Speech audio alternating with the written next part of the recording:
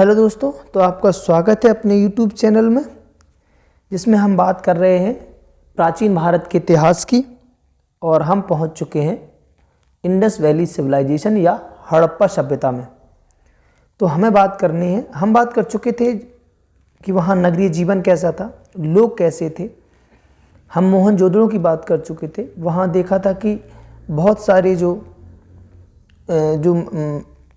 Area जो स्थान मिल रहे थे उनमें नाली की उत्तम व्यवस्था थी, सड़कों का उत्तम व्यवस्था थी, सड़कें 90 डिग्री पे काटती थी, घरों की व्यवस्था थी, 2 मंजिला घर थे, ठीक है। और घर जो है, घर में एक आंगन भी हुआ करता था जो पर्यावरण की दृष्टि से ही बहुत महत्वपूर्ण हुआ करता था।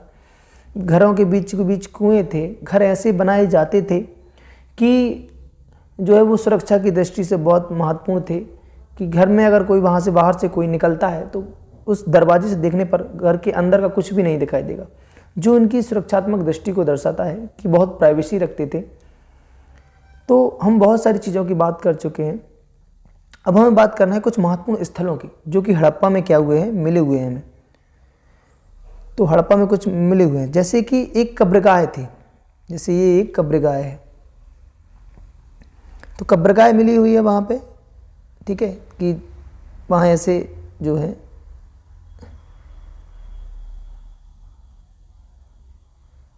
ठीक है, ऐसी कब्रगाह मिली हुई है वहाँ पे, जो कि उनकी भी एक दिशा होती थी, या तो पूरब से पश्चिम, ठीक है, या नॉर्थ टू साउथ।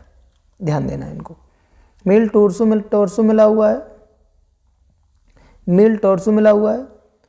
और इसमें मटेरियल कौन सा है? लाल पत्थर। ये कैसे हैं उसमें? सॉकेट होल है, मतलब हाथों पर जब हाथ ज्वाइंट लगेंगे ना कंधों के पास ऐसे, तो वहाँ सॉकेट होल बने हुए, इस तरफ कंधा हुआ, तो इस कंधे के पास क्या है? होल बने हुए हैं, होल बने हुए हैं। तो उनमें क्या होता था कि ये हाथ के जो ज्वाइंट है वो जोड़ दिए जाते थे। नेचुरल पोज है, नेचुरल पोज है, ध्यान देना है, ठीक है। नेचुरल पोज में खड़ा हुआ है। डांसिंग मिल टोर्सो भी मिला हुआ है, जिसमें मटेरियल ग्रे सैंडस्टोन, ठीक है, ग्रे सैंडस्टोन, मतलब ग्रे कलर का जो पत्थर है उसमें वो मिला हुआ है।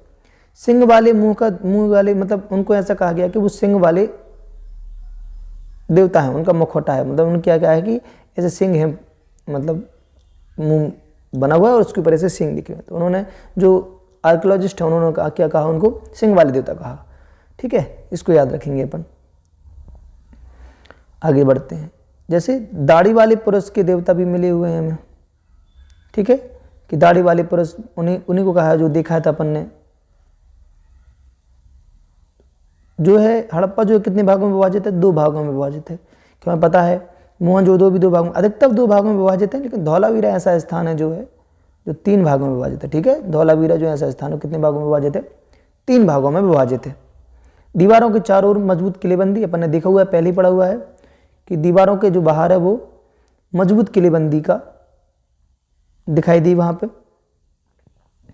आगे बात करते हैं। जैसे हड़प्पा में एक मोहर मिली हुई है, अपन ने पढ़ा हुआ है। हड़प्पा में क्या मिली हुई है? मोहर मिली हुई है। ये रही वो हड़प्पन मोहर। और अभी आगे की भी देखेंगे। टेराकोटा के खिलौने भी मिले हुए हैं, जो दिख रहे हैं। टेराकोटा मतलब होता है पकी हुई मिट्टी। टेराकोटा का मतलब होता है पकी हुई मिट्टी। तो पकी हुई मिट्टी के जो है हमें खिलौने भी मिले हुए हैं। पकी हुई मिट्टी के हमें वृषभ भी मिला हुआ है, हमने देखा था पहले भी, ठीक है। तो पकी हुई मिट्टी का बहुत ज़्यादा उपयोग है। पकी हुई मिट्टी की ईंटें भी मिली हुई हैं हमें, जो कि घरों बनाने में लगाई जाती हैं। जब अपन नगर योजना पढ़ी थी तो वहाँ पे चेक किया था कि भैया पकी हुई मिट्टियाँ भी हमें, पकी हुई मिट्टी की ईंटें भी यहाँ मिली हैं। ईंटों का भी एक निश्चित वजन था कि 1:4 का एक रेशियो था, तो ईंटें भी 1:4 के रेशियो में मिली हुई हैं हमें। ध्यान देना है हमें इस बात का। जैसे ये रही हमें हमारी जो हड़प्पन सील की बात हो रही थी, ये इसका मतलब ये वाला वो पार्ट है जिससे छापते हैं अपन, ठीक है।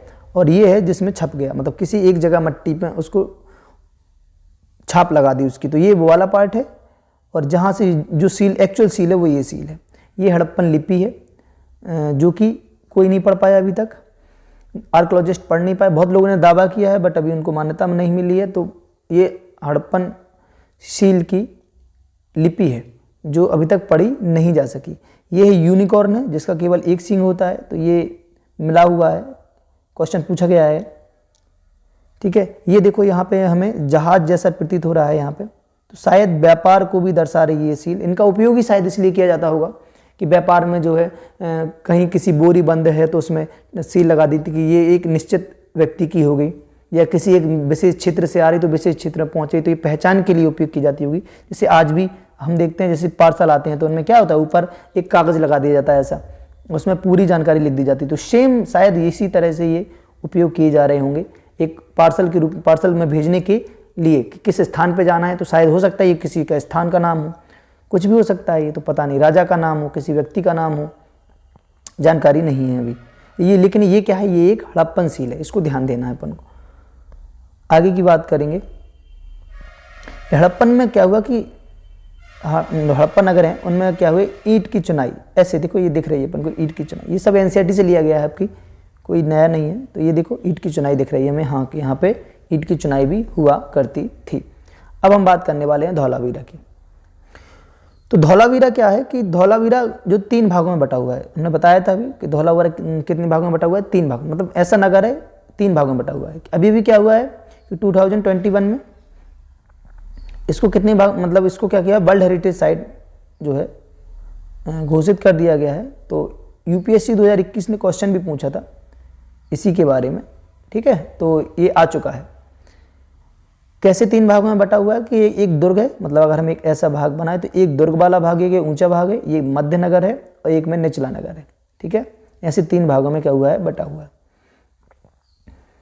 आगे देखेंगे मजबूत किलेबंदी है। किलेबंदी मतलब पूरे, जैसे ये 3 भाग जो दिख रहे थे आपको, ये तीनों भागों को क्या किया है, एक मजबूत किलेबंदी द्वारा ऐसे घेर दिया गया है, ठीक है। आने जाने के लिए बड़े बड़े प्रवेश द्वार भी हैं, ऐसे चारों तरफ से भी हो सकते हैं, 2 तरफ से भी हो सकते हैं, ठीक है। यहीं पे क्या मिला हुआ है, एक विशेष खेल स्टेडियम, हो सकता है वो खेल के लिए हो, मनोरंजन के लिए हो, विशेष समारोह आयोजन किए जाते हों, ठीक है, तो उसके लिए भी एक स्टेडियम मिला हुआ है। यहाँ पे साइन बोर्ड मिला हुआ है, जो कि अभी आगे दिखेंगे अपन। साइन बोर्ड जिसमें 10 शब्द हैं, 10 अक्षर या 10 लिपि, 10 कुछ बने हुए हैं, साइन बने हुए हैं, उसको पढ़ा नहीं जा सका है। जब हम 12th की एनसीईआरटी की बात करते हैं तो वहाँ और भी 26 अक्षरों का भी एक साइन बोर्ड मिला हुआ है, ठीक है, याद रखेंगे 26 अक्षरों का, पता नहीं उसमें क्या है बट हाँ मिला हुआ है। जल निकासी उत्तम व्यवस्था, जब हम प्लानिंग पढ़ रहे थे, नगर योजना पढ़ रहे थे, टाउन प्लानिंग पढ़ रहे थे, तब भी बात की थी कि एक विस्तृत जल निकासी व्यवस्था की क्या किया है कि घर की जो छोटी छोटी नालियां हैं उनको बड़ी नालियों से जोड़ दिया गया और बड़ी नालियों को और बड़ी नालियों से जोड़ दिया गया है। उन नालियों में बीच बीच में होल बनाए गए हैं जो कि साफ सफाई के लिए उपयोग किए जाते होंगे, ठीक है। हमें वाटर रिजर्वायर की भी दिखती है कि वाटर संरक्षण भी किया जाता है। एक वाटर रिजर्वायर है जो कहाँ मिला हुआ है, धौलावीरा में। चलिए इनके थोड़े से चित्र देखने की प्रयास करते हैं ना। देखो ये है वाटर रिजर्वायर, ये क्या है, वाटर रिजर्वायर, ठीक है, वाटर रिजर्वायर है। ये देखिए ये वाटर रिजर्वायर है, यहाँ पे पानी इकट्ठा किया जाता है, ठीक है, और उसको उपयोग किया जाता होगा या तो मतलब सिंचाई के लिए, या जब पानी नहीं बरसता है उस समय पानी के उपयोग के लिए व्यवस्था की जाती होगी। ये रहा वो साइन बोर्ड जो कि बात कर रहे थे अपन, ये है वो साइन बोर्ड, ये रहा वो साइन बोर्ड। अक्षर गिन लो 1 2 3 4 5 6 7 8 9 10, तो ये 10 जो है दिख गए हैं, ये साइन बोर्ड है। ये साइन बोर्ड मिला हुआ है धौलावीरा से। हो सकता है ये मतलब किसी नगर में जो है प्रवेश के द्वार पे लगा हो, ठीक है, तो ये वो साइन बोर्ड हमें क्या है, मिला हुआ है। अब हमें आगे देखना, इससे अब हमें कालीबंगा की बात करनी है। तो कालीबंगा क्या है, कालीबंगा क्यों कहते हैं, क्योंकि ये मतलब यहाँ पे जो खुदाई में क्या हुए हैं, बड़े स्तर पे चूड़ियाँ मिली हैं। क्या मिली हैं, चूड़ियाँ मिली हैं, बैंगल मिली हैं। बंगा मतलब जो कालीबंगा, काली मतलब ब्लैक कलर की, बंगा मतलब बैंगल, ठीक है, तो कालीबंगा इसलिए उसका नाम पड़ गया कालीबंगा, ठीक है। चूड़ियाँ मिली हुई हैं, चूड़ी निर्माण का बड़ा केंद्र था इसलिए इसका नाम ही पड़ गया कालीबंगा। टेराकोटा की भी हैं, टेराकोटा के शंख मिले हुए हैं, सेल खड़ी भी मिली हुई है, ठीक है। हाथी दांत की कंघी भी मिली हुई है, तांबे का भैंस भी मिला हुआ है, एक सिंह वाली देवता की टेराकोटा मूर्ति भी मिली हुई है। चारों ओर मजबूत किलेबंदी, वो तो पूरी ही हड़प्पा सभ्यता में एक है कि चारों ओर किलेबंदी के प्रमाण है। मिट्टी की ईंटों के बने मकान, बीच में आंगन, बताया था कि बीच में आंगन और ऐसे इनके गिर गिर मकान। ध्यान रखेंगे कि जो है ऐसे ये अंदर कैसे हो गए और ये आंगन हो गई और ऐसे चारों तरफ मकान बना दिए जाते थे, ठीक है, ध्यान देना ऐसे। आगे बात करेंगे हम, ईंटों का अनुपात बताया था 1:2:4। पूरे ही हड़प्पा सभ्यता में ये 1:2:4 का जो है अनुपात मिला हुआ है। हमें यहाँ से क्या मिली हुई है, चक्की मिली हुई है, जैसे आटा पीसने के काम आती होगी। ठीक है, अब जोते हुए खेत मिले हैं तो जो कि हमें क्या खेती के प्रमाण देते हैं। ठीक है, एक अकेला ही ऐसा है कि जहाँ जोते हुए खेत के अवशेष मिले हुए हैं तो ये काली बंगाएं मिले हुए हैं, जो हमें क्या देते हैं, खेती के प्रमाण देते हैं। किसके प्रमाण, खेती के प्रमाण देते हैं। अग्निकुंड के भी प्रमाण मिले हैं जो कि शायद किसी कर्मकांड के लिए उपयोग किए जाते होंगे। और क्या क्या मिला हुआ है वो हमने बता ही दिया कि काली चूड़ियों के कारण इसका नाम ही कालीबंगा पड़ गया। 2 भागों में विभाजित है, ये भी बता दिया। हाथी के दांत कंघी और मतलब हाथी के दांत की कंघी मिली हुई है, तांबे का भैंस, सांड, एक सिंह वाले देवता की प्रतिमा, ये दोबारा हो गया है। तो ये भी हमें मिला हुआ है। माप तौल के लिए बांट, मतलब माप तौल के लिए क्या मिले हुए हैं, बांट मिले हुए, एक निश्चित माप तौल प्रणाली है। वस्तु विनिमय प्रणाली है। ठीक है, एक वस्तु दे के दूसरी वस्तु खरीद लो। आगे लोथल। अब लोथल की बात करना है कि एक डॉकयार्ड है, मतलब एक बंदरगाह है। ठीक है, डॉकयार्ड बंदरगाह है, मिला हुआ है। तो ये कहाँ पे है, ये देखते हैं। ये गुजरात की जो है खंबाती खाड़ी में मिलने वाली साबरमती की एक उपनदी। ठीक है, एक कहाँ, उपनदी के किनारे बसा हुआ है लोथल नगर। और जहाँ कीमती पत्थर जैसे कच्चा माल मिल जाता आसानी से। यह पत्थरों, शंखों, धातुओं, बनाई गई चीज़ों का एक महत्वपूर्ण केंद्र था। इस नगर की एक भंडारगृह भी था। इस भंडारगृह में कई मोहरें, मुद्रांकन और मोहरबंदी भी थे जो कि गीली मिट्टी से बनाने से, छाप से बनते थे।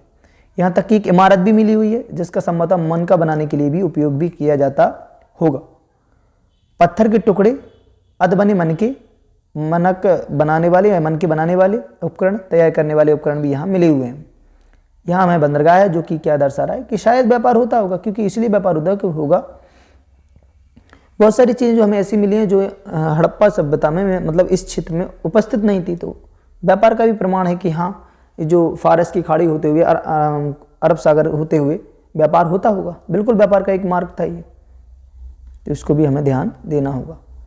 देखो यहाँ पे ये मनके, तो देखो ये मनके हैं, मनके बनाए थे, ये पत्थर का वो है। तो इसमें मनके कैसे कार्लिनियन पत्थरों से बने हैं। ये मनके पत्थरों को काटकर और तराश कर बनाए गए मनके, इनके बीच में छेद कर दिया जाता और धागा डालकर क्या बना दी जाती थी, मालाएं बनाई जाती थी। आज भी अगर जनजातीय इलाकों में देखेंगे तो बहुत सारी वो लोग ऐसी जो आभूषण हैं वो पहनते रहते हैं, मालाएं पहनते हैं। और मध्य में क्या है कि धारदार फलक है, ये इस तरह ये। ठीक है, चलो आगे देखते हैं। वनावली में क्या मिला हुआ है, टेराकोटा का हल मिला हुआ है। टेराकोटा हल जो कि दर्शाता है कि हाँ खेती के प्रमाण हैं, खेती होती थी। ठीक है, अग्निकुंड भी मिला हुआ है जो कि कर्मकांड को दर्शा रहा है। पुनः यहाँ पे एफ स्टाइल संरचनाएं, मतलब कुछ ऐसी संरचनाएं मिली हुई हैं। एक घर मिला हुआ है जो मतलब एक घर मिला हुआ है जिसमें बहुत सारे क्या है कि आभूषण और उच्च कीमती वस्तुएं मिली हुई हैं। तो जो ये दर्शाता है कि शायद वो किसी व्यापारी का रहा होगा या किसी धनी व्यक्ति का रहा होगा। ठीक है, किसी धनी व्यक्ति का क्या है, रहा होगा। तो हमें ध्यान देना है इस बात का विशेष तौर पर कि वनावली में क्या क्या मिला हुआ है हमें। ठीक है, आगे बात करते हैं। एक बैलगाड़ी भी है जो कि क्या दर्शा रही है। अब कच्चा माल तो हमें पता है ना, कच्चा माल क्या कहते हैं, जो प्राकृतिक रूप से मिलते हैं या फिर किसान या पशुपालक उनका उत्पादन करें। ठीक है, तो यहाँ बना ये बैलगाड़ी भी मिली है जो ये दर्शाता है कि कच्चा माल जो है आयात किया जाता होगा एक स्थान से दूसरे स्थान तक, क्योंकि जो हड़प्पा सभ्यता है वो नगरीय सभ्यता है। तो यहाँ तो उन चीज़ों का उत्पादन होता होगा पर कम होता होगा, तो वहाँ से दूर से जो दूसरे क्षेत्रों से जो है आयात किया जाता होगा। जैसे सोना जो है वो कर्नाटक की क्षेत्रीय कर्नाटक की खानों से लाया जाता था। तांबा जो है राजस्थान की क्षेत्रीय खदानों से लाया जाता था। तो ये दिखा रहा है कि हाँ जो बैलगाड़ियाँ हैं वो यूज हो रही हैं। छोटे रूप में देखना यही है कि लोगों द्वारा जो देख रहे हैं वो बना रहे। तो जो है कर्नाटक से सोने का आयात किया जा रहा था।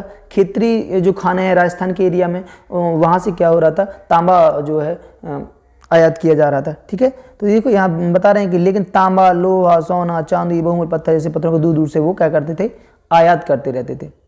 ठीक है, और आगे देखते हैं अपन। हड़प्पा के लोग तांबा राजस्थान में बता ही दिया कि राजस्थान के जो है क्षेत्रीय खानों से। ठीक है, और ओमान से भी तांबे की आयात के परिधि में। कांसा बनाने के लिए जो है मिलाई जाने वाली धातु टिन का आयात आधुनिक ईरान से, अफगानिस्तान से किया जाता था। सोने का आयात आधुनिक कर्नाटक, बहुमूल पत्थर का आयात गुजरात, ईरान, अफगानिस्तान की, वही सोर्तगी, ठीक है, लापिस लजुली यहाँ से मिलता है अब अफगानिस्तान में, सोर्तगोही से। ये भी देखो एक जहाज दिखा हुआ है, ये भी आपके एनसीईआरटी में ही है, जो ये दर्शा रहा है, क्या दर्शा रहा है, व्यापार होता होगा, ये बिल्कुल छाप है उसी की तरह की, ठीक है।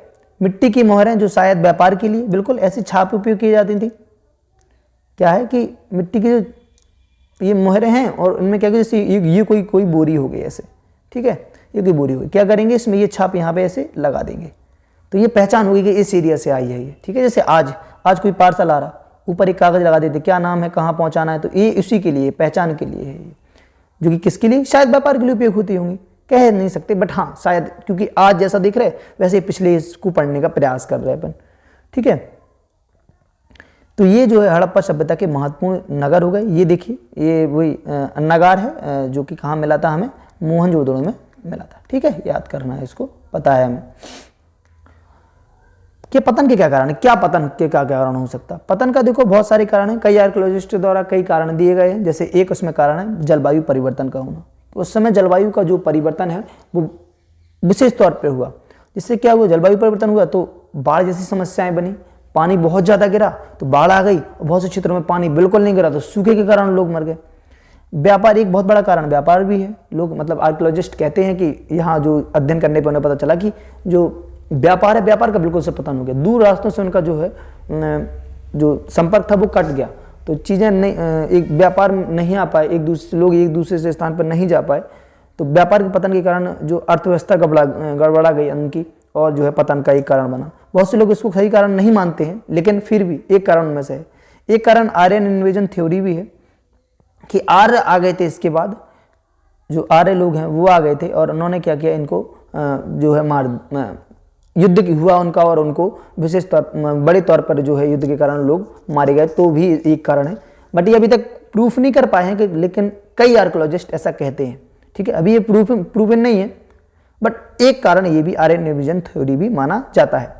पर्यावरण का अत्यधिक दोहन वही जलवायु परिवर्तन का कारण बन जाएगा। पर्यावरण का अत्यधिक दोहन कर संसाधनों पर दबाव आएगा, दबाव आने के कारण जो है लोग जो है एक स्थान से दूसरे स्थान पर गए तो वो स्थान छोड़ के ही चले गए काफ़ी लोग।